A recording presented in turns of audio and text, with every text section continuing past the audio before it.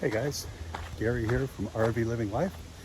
We are at Fairbanks Provincial Park in Northern Ontario. This is a beautiful park. As you can see behind me, it's heavily treed, and we're in a heavily treed site as well. So it's going to be a real challenge to get Starlink going, but we're going to check it out and see how we can do. So first of all, here's an overhead view of our site. As you can see, we're in a heavily forested area beside a lake with a very small opening in the sky above us. And here we are walking into the site. You can see the trees all around us. The lake is on the left and there's a mountain on the right.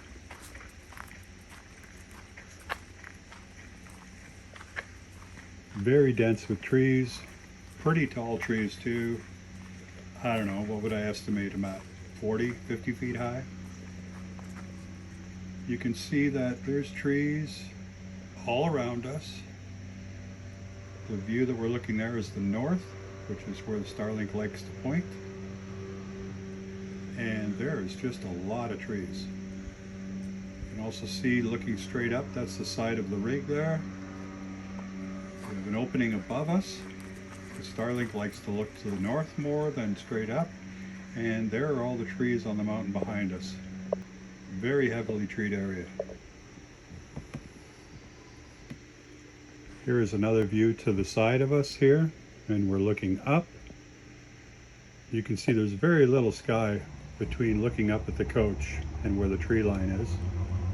And another view when I'm sitting in my lawn chair beside the coach looking out to the lake. You can see how high the trees are. This is facing north, and that's the small part of the sky there we're going to be able to point to. So this is definitely going to be a challenge. So one of the first things I did was I opened my compass on my phone and I determined which way was north.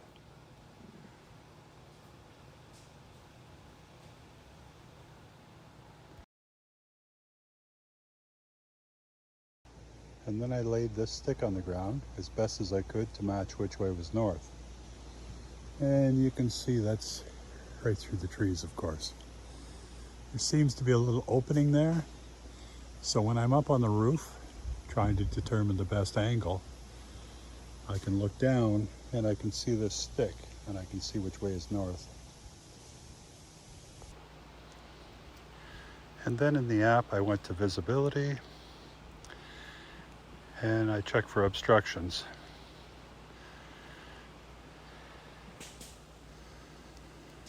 And with that, you can see the stick down there. But I'm checking for obstructions, and you just go around and you capture all of these dots. Now I've seen people spin around in circles doing this. You don't really need to do that. You just need to progress your phone around. Now we're going to review the results. Here we go.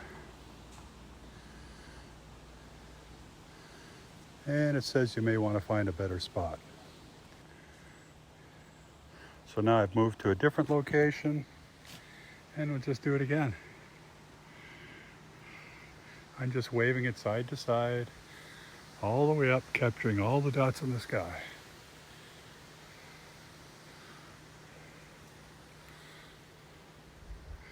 Now we'll see what the results say.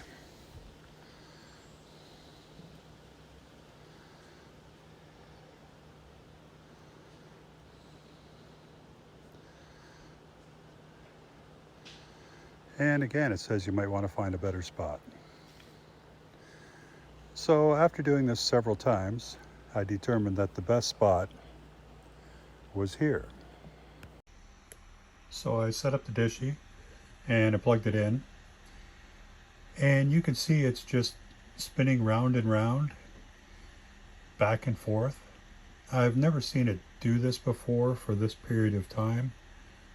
I think because I'm beside a mountain and under so many trees, maybe it's having a hard time getting a GPS signal to find its location.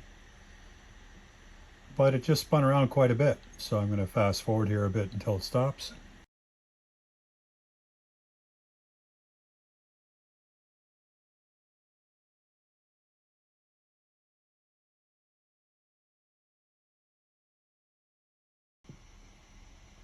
So after it found a position to stop, I figured good.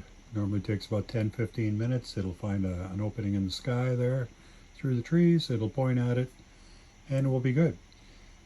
So I went back down inside the RV and I tried over and over and over again to get Starlink to go, and I had nothing. So about 2 hours later or so, I went up on the roof and I looked and it was still in a flat position. So it is not finding anything, and I gave up and I went to bed.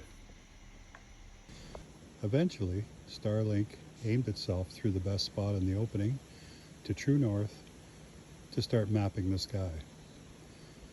Now, the position it's in now, it would not do that the entire night. I went to bed, and about 6 in the morning, all of a sudden my phone started snapping and popping, and my iPad, everything.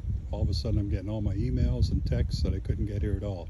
So it took about 10 hours before it started to actually get data. And then it started working, which was great. So here I have my phone laying right on Dishy to see exactly what part of the sky it's looking at. And this is in the same orientation as the dish. But I'm going to turn it sideways. This is the way that it reads the satellites going across the sky, from east to west or west to east, whichever way they travel, I guess. So you can see there we have a very limited view of the sky. Okay, let's look at Starlink.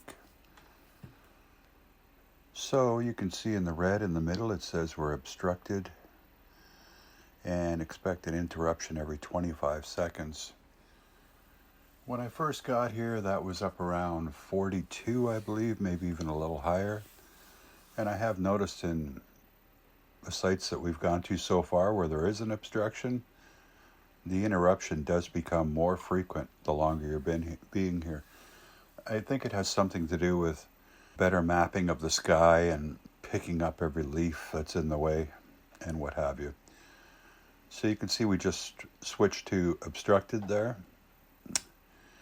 And these are generally, somewhere between 5 and 30 seconds. That one is relatively short. We're back online. Let's do a speed test while we're here. And you can see the speed when we're connected is phenomenal. So that's really good. Our download speed is 164. And our upload speed is 13, 12 with a 0.54 latency. So that's pretty good. Let's look at our statistics.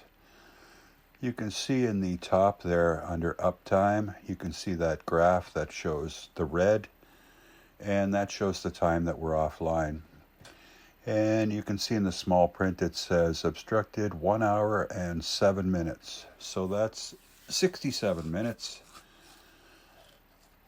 So, and no signal received 27 seconds and what have you. So 68 minutes roughly. And that's in a 12-hour period. There's 720 minutes in 12 hours. So 68 minutes is less than 10% of the time, which is not bad. It's tolerable. Now we can see our outages. If we go down the left side, you can see it's pretty much an outage every minute, sometimes a couple times a minute, and sometimes you go a few minutes without one. And then when you go down the right side, you can see the length of the obstructions. And some of them are pretty long, but 39 seconds and what have you. But when you're streaming on YouTube, you can see that the cache will stay ahead of the video speed quite often. It's very rare that you actually get the little circle spinning around to show you that you're getting a delay and you have to wait. The video is not going. Anyway, let's go back here. And it all looks pretty good. Let's just do one more speed test. Oh, that one's not quite as high as the other one, but still very good. It's just a matter of finding that little opening in the trees and getting the dish in just the right spot. 39 megabits upload, that's really good. So that's it. I'm just going to end this video out showing you our campsite.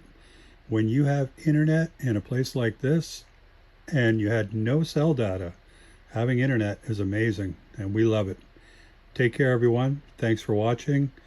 And please leave a comment, like, subscribe, all that stuff. Bye now.